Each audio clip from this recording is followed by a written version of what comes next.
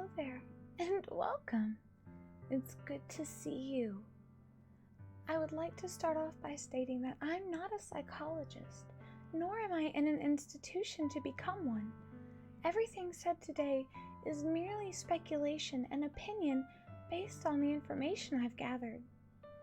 Adding to that, I'll be talking in depth about these characters and games, which will be Mary from Ebe and Monika from Doki Doki Literature Club.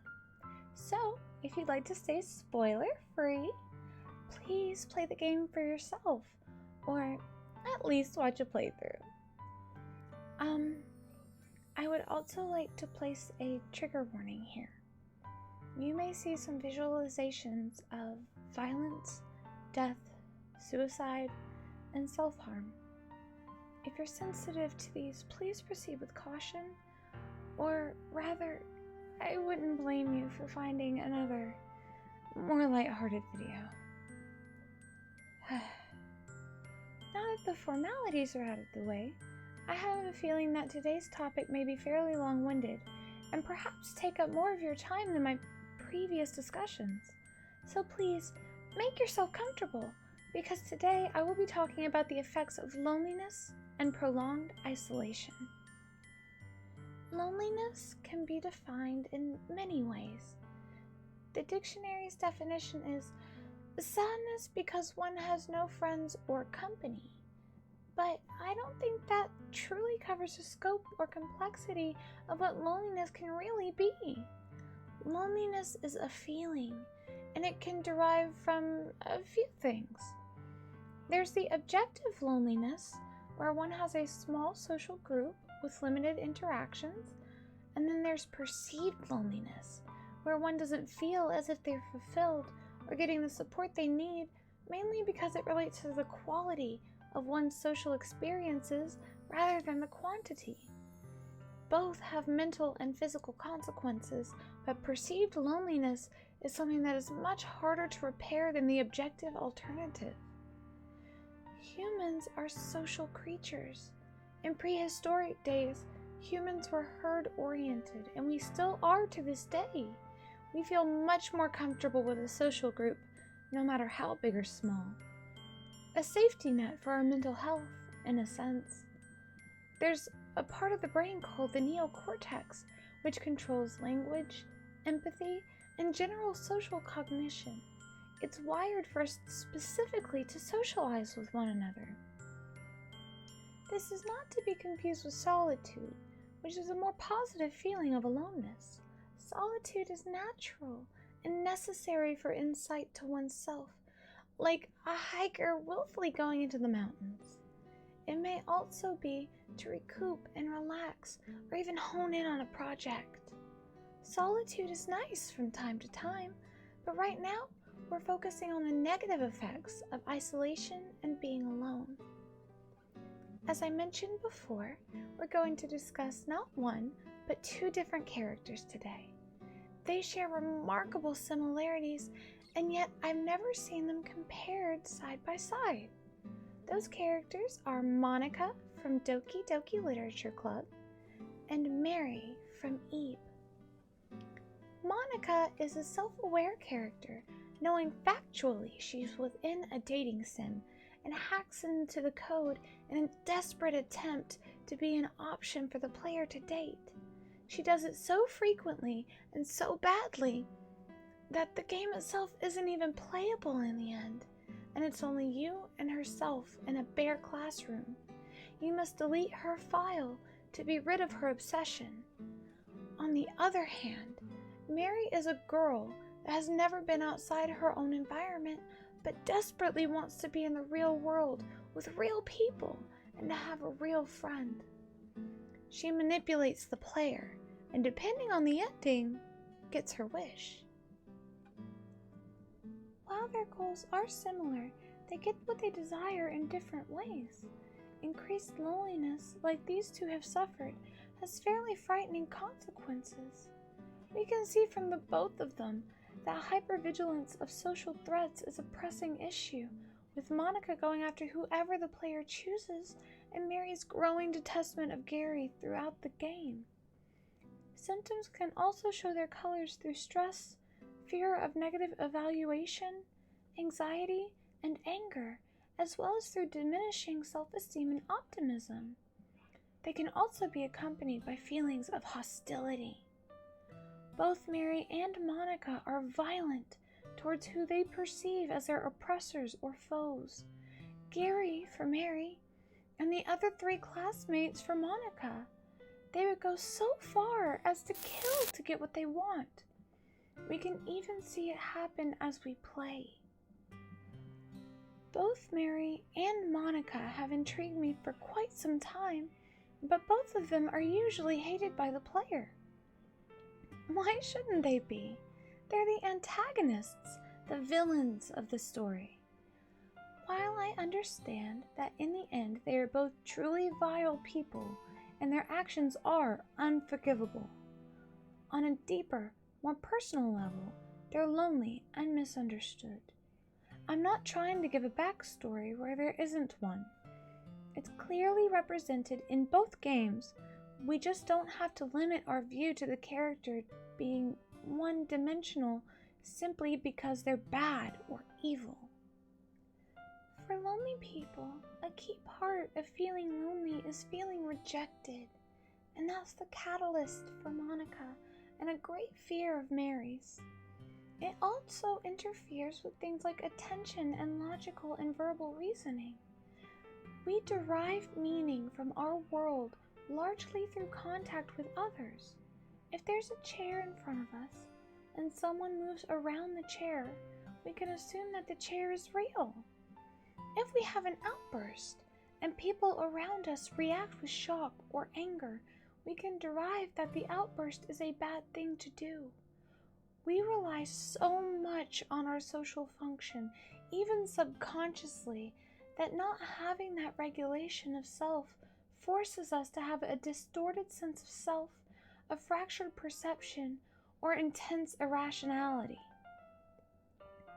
Karen Fletcher, a consultant psychiatrist who has helped debrief and treat hostages, said, "Hopelessness and helplessness are horrible things to live with, and they erode moral and coping ability. Loneliness has even been known to pair with psychosis, and there's a few theories I have when it comes to Monika and Mary both. It's been documented that loneliness might have some correlation with psychotic symptoms at earlier subclinical stages of psychotic presentation. It's reasonable to assume that psychotic episodes, like hallucinations or delusions, are only strengthened and solidified when paired with loneliness and consistent distorted beliefs about oneself, others, or the world. Because the absence of people leaves one in a vulnerable state frequently, deeply lonely people desperately want to be a part of the lives of others in any way they can. If not dealt with, feelings of loneliness can fester into rage, hostility, aggressiveness, and violence. As we can see, both the characters we're talking about today have many of the same tendencies. Desperate to be part of the life of someone real, desperate to have a companion. It truly is worrying the lengths they'll go to get something that they desperately yearn for, and there's no information on how long either of them have been stuck on their own. There has been research done on people in solitary confinement, and I think it applies to both of these characters. Even if Mary had her doll companions and Monika had her classmates, they aren't real. Mary can change her fabricated world at will, so if she willed the dolls to talk, they would. That doesn't replace the need for interaction with real people. Rather, it functions more like a Wilson and Castaway situation. As for Monika, she explains herself that she knew that her friends weren't real, but merely just code, even though she also states they were still her friends. This would support my case that both Mary and Monika were in a form of solitary confinement, even though they don't seem like it on the outside. To define solitary confinement, imagine yourself locked in a small room with nothing but a door, a bed, and a toilet. You're locked in there with nothing but yourself for 23 hours a day, with only 1 hour for exercise in a remote or inaccessible unit of the jail. It denies you any meaningful social contact and no access to the outside world at all. A first-hand report from Anthony Graves, who spent over 18 years on death row in Texas, most of them in solitary confinement, for a crime he didn't even commit, has stated that solitary confinement is emotional torture. He says, "I am living amongst millions of people in the world today, but most of the time I feel alone. I cry at night because of this feeling. I just want to stop feeling this way, but I haven't been able to." Prolonged isolation isn't just deprivation of freedom. It unravels the perception of one's reality. With no one around to confirm whether or not something's real, the line between real and imaginary becomes blurred. Reports dating back to the early 19th century revealed that the practice was in danger even near its inception. Reports at Pentonville Prison in England described 20 times more cases of mental disease than in any other prison in the country. Accounts of solitary confinement in the Netherlands documented again and again reports of insanity, suicide, and the complete alienation of prisoners from social life. Newspaper reporters from Philadelphia wrote that solitary confinement prisoners at the Walnut Street Jail beg with the greatest earnestness that they may be hanged out of their misery. The most consistent factor accounting for prison psychoses, reported in over half the total literature, was solitary confinement. Hans Tock prepared a large-scale psychological study of prisoners in crisis in New York State correctional facilities, and it included important observations about the effects of isolation. After numerous interviews, Tock concluded that isolation panic was a serious problem. The symptoms he spoke of included rage, panic, loss of control and breakdowns, psychological regression, and buildups of psychological and psychic tension that led to incidents of self-mutilation. Another person by the name of Craig Haney, a social psychologist at the University of California, did a study on long-term isolation on solitary confinement inmates. His associate, Stuart Grossian, also documented the psychological consequences of long-term solitary confinement in 1983. His work was done in what they call the Security Housing Unit, or as they called it, SHU, at the Pelican Bay State Prison in California. Haney called this issue SHU syndrome. He indicated that prisoners with this syndrome had intolerable feelings of frustration, anger, and rage, but he noted that rage is a reaction against, not a justification for, their oppressive confinement. Grossian identified SHU syndrome as a psychopathological condition characterized by perceptual changes, affective disturbance, difficulty with thinking, concentration, and memory, disturbance of thought content, and problems with impulse control.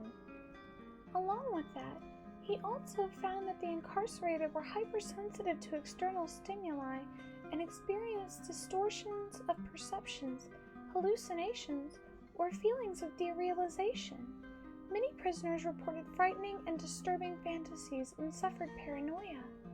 He also noted that some individuals demonstrated a greater ability to tolerate it than others do. Whew! A lot to take in, huh? What I want to focus on most is impulse control, anger and hostility, distortions of perceptions, and violence. I would also like to underline 2 points. First, that the intensely lonely are desperate to be part of someone's life by any means necessary, and that some people have a greater ability to tolerate confinement than others do. This serves as the baseline for why I feel both Mary and Monika have both lived in a world that is, simply put, solitary confinement. Mary and Monika both have the ability to be incredibly manipulative to gain what they deem most important, a way into the world, or at least a real person to share their world with. Comparing the state of the inmates in solitary with what we see of these two girls, the similarities are frightening. Let's start with Mary, a girl that's held hostage in a fabricated world where she finally meets two real people, Gary and Ebe. She befriends the both of them and manipulates the world around her so that she may be able to escape with Ebe. The more you bond with Mary, the more likely it is that Gary dies and Mary jumps out of the painting with you, if you don't kill her yourself. There's a few things that happen to tip you off that Mary isn't what she seems to be before Gary makes the discovery that she's also one of the works of art in this museum.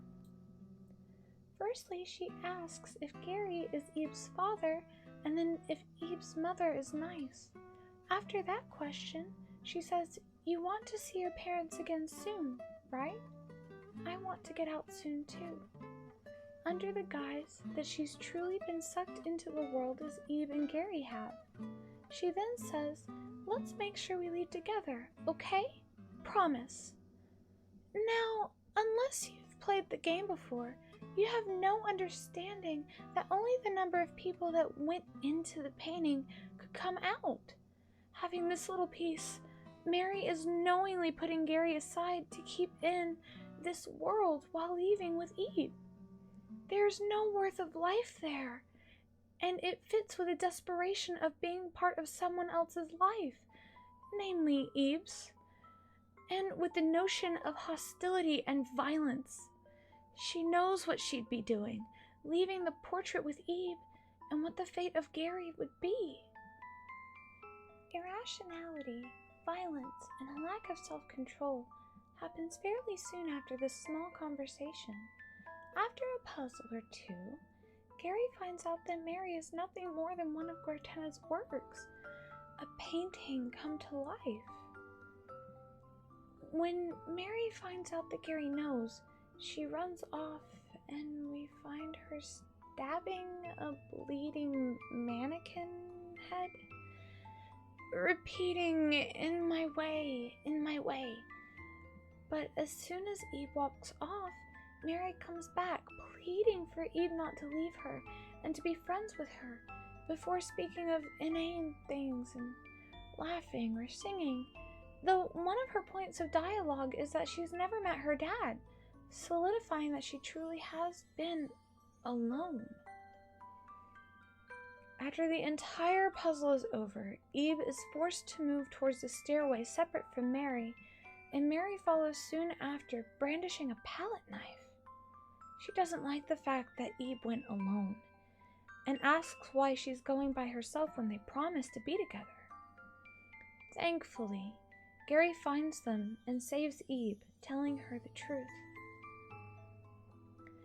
There are many different endings for this game, but I'll be looking at the two that, to me, give the most information: the extreme good and the extreme bad endings. Promised reunion and together forever. For both, we're required to go to the sketchbook, a part of the world that Mary made all on her own. And it shows. It's nothing but chalk or crayon with poorly drawn roads and houses. By this point, Mary's actively looking for the both of you, continuing to brandish her knife. She wants to get out no matter what it takes, and desperation is making her act out in a terribly irrational way. Gary and Ebe find a toy box where a key was supposed to be, and Mary shoves the both of them in without hesitation. Ebe has lost her rose, which is what keeps her alive in the game, and she finds Gary. Now, depending on how you play the game, depends on how this part plays out.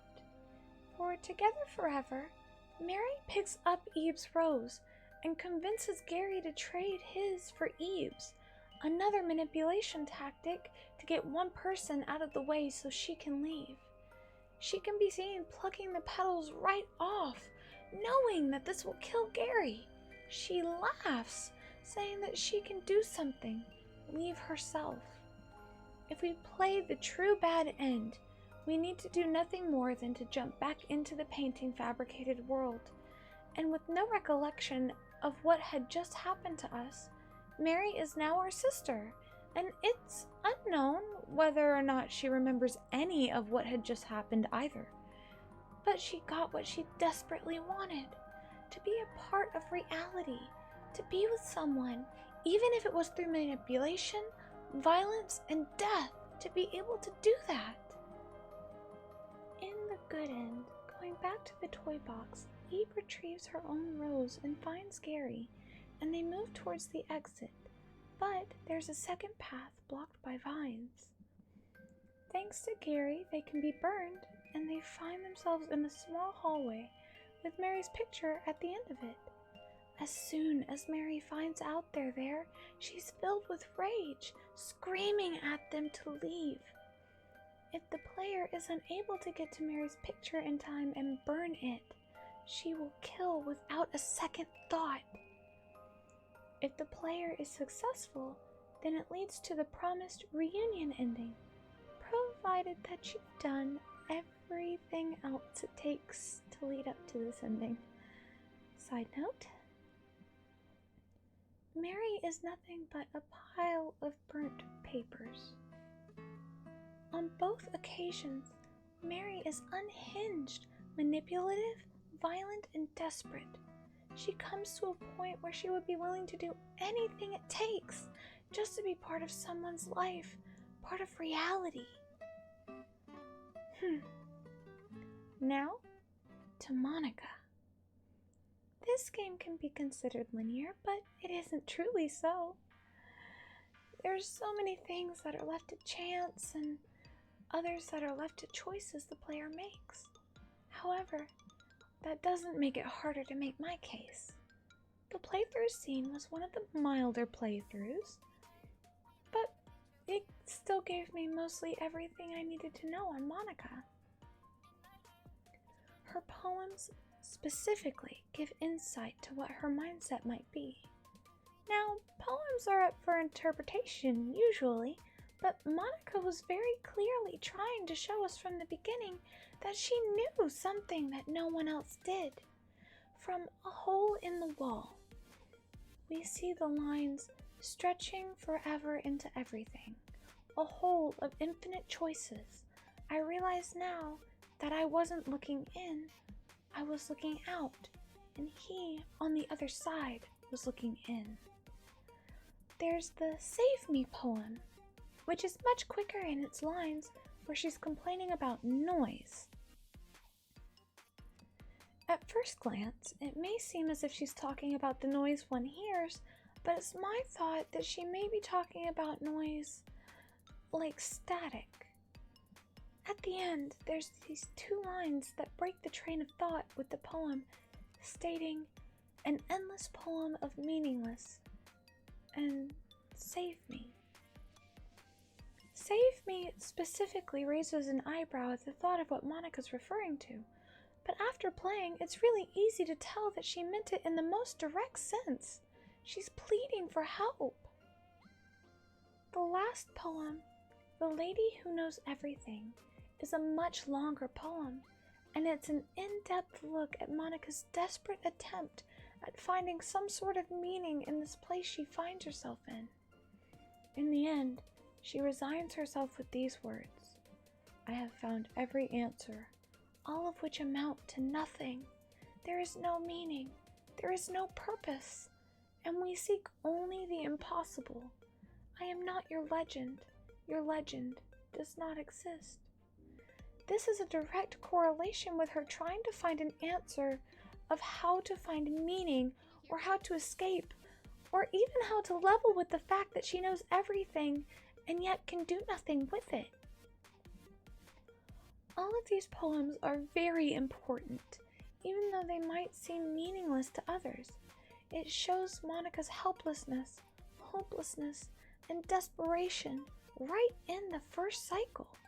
There's even some text that hints that Monika isn't who she seems to be, but it's always hard to tell in the very first cycle if one isn't paying attention. It's alright though. It becomes very evident in the later cycles that Monika is more than a little perturbing. I would venture a guess that Monika knew the entire time that she was in a game, and after dozens upon dozens of people had played it, she felt trapped in a loop, a Groundhog Day or a Kagero Days sort of issue.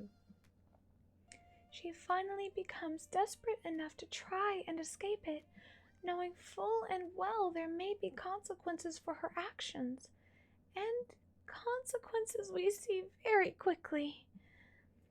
As she dives into the code itself, amping up Sayori's depression, hoping that the player would lose interest in her, and in the end, deletes Sayori in a very explicit way.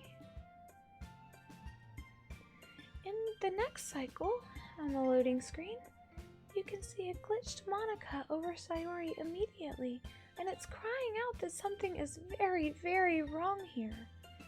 What had just happened wasn't supposed to originally be a part of the game, and it's very apparent. Starting it up, it glitches out the first dialogue completely and forces you to be face to face with Monika, just as she wanted.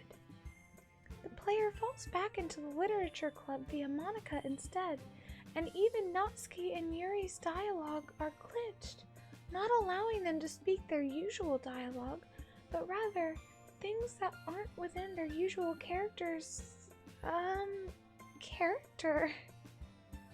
Not only that, but it includes differences in the environment as well, including the setting changing subtly, the music being slightly out of tune at points, and by static popping up. By diving into the code and completely deleting Sayori, Monika's already made irreparable damage to the game, even though she acts as if nothing is wrong, and continues to fight for what she wants, what she's desperate for, through any means necessary. In the second cycle, Hole in the Wall changes in its script, even though at first glance it may look similar. The lines that stick out are near the end. I panic. There must be a way out. It's right there. He's right there. Swallowing my fears, I brandish my pen.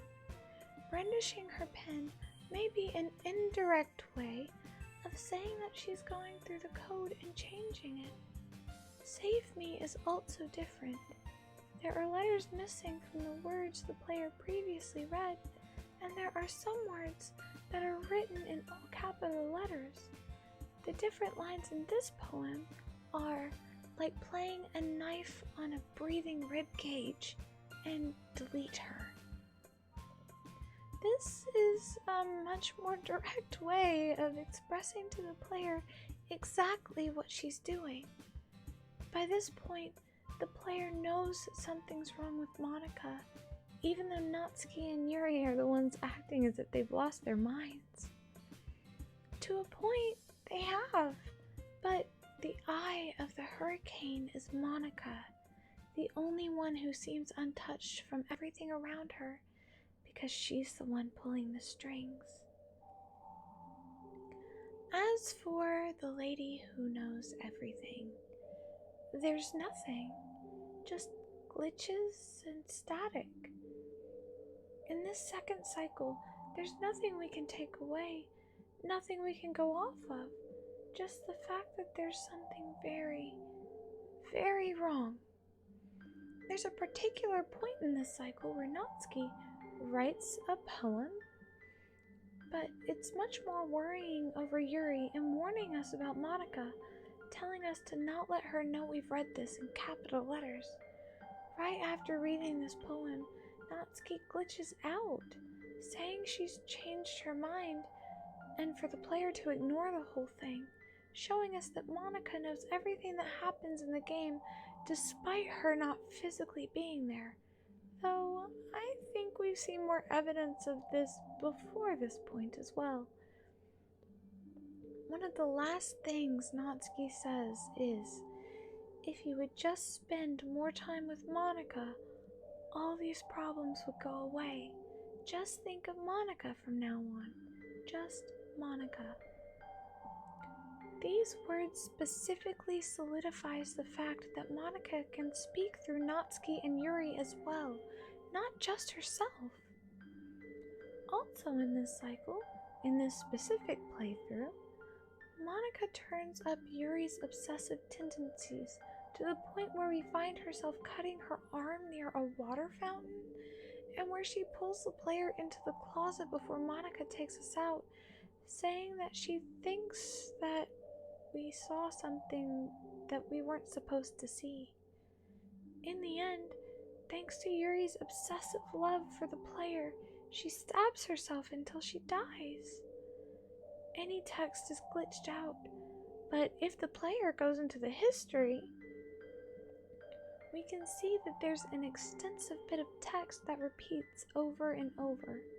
At the end, there's only one sentence that repeats, "Will you promise to spend the most time with me?" As the weekend comes to an end, Monika finally vocalizes that she knows the script exists, and that she didn't realize that it was broken so badly. At the end of this particular cycle, we see physically as Monika deletes both Yuri and Natsuki, and the cycle repeats once again. However, there is no loading screen, and it ends up being just the player and Monika. She speaks unabashedly now that there's no reason to pretend. She shows that she has the knowledge that she's not talking to a person within the game, but rather the player themselves. She speaks on the fact that she knows it's all a game, and explains the things that she's done to Yuri, Natsuki, and Sayori. She deletes all the files after trying to make them as unlikable as possible. She says that it's torture watching other girls fall in love with the player while she watches from the sidelines, knowing everything, and the pain of knowing how alone she is in the game that she's in. She knows her friends don't have free will, and that there's a world out there forever out of her reach. She speaks of her friends as a group of autonomous personalities, knowing that they're nothing but code. She speaks of the files on the player's computer, saying that if things didn't go her way, there'd be an easy way out by deleting herself. It seems as if she has absolutely no remorse for the things that she's done. That is, until she gets deleted. She says that she's done awful, selfish, horrible things, and that she should not have done them, though I highly doubt this epiphany would have come before feeling the pain of deletion. Now that we have all the facts and all of the research at hand, I believe that the similarities between Mary, Monika, and solitary confinement inmates are shockingly similar. Both Monika and Mary had delusions and a desperate need to be a part of someone's life. Both of them had issues with impulse control and a logical thought process.